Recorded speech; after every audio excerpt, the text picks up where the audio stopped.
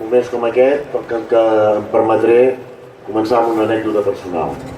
Jo era un jove de 16 anys, estava a Olot, pels que conegueu Olot, al costat de la llibreria Drac, i estava venent adhesius, enganxines, de la Marxa de la Llibertat.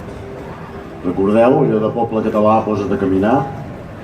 De cop, intentava vendre, no em venia masses, però intentava vendre, la finalitat era recaudar fons per la Marxa de la Llibertat. Vaig notar una pressió aquí al mig de les costelles.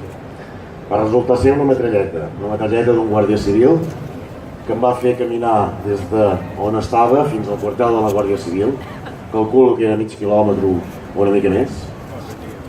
Al mig de tothom mirant-nos i amb les mans en l'aire i el guàrdia civil amb la metralleta. I allà em van detenir. Jo vaig tenir sort, vaig sortir un dia. Van detenir 150 companys més en la marxa. A partir d'aquí, jo he crescut, he tingut fills, he tingut nets i sempre he tingut la il·lusió de veure que ells no patirien aquesta manca de llibertats que havíem tingut nosaltres. I per mi és trist que avui tinguem que estar aquí, que tinguem que tornar a sortir al carrer, que tinguem que tornar a reclamar llibertat. En aquell moment reclamàvem llibertat, amnistia i estatut d'autonomia.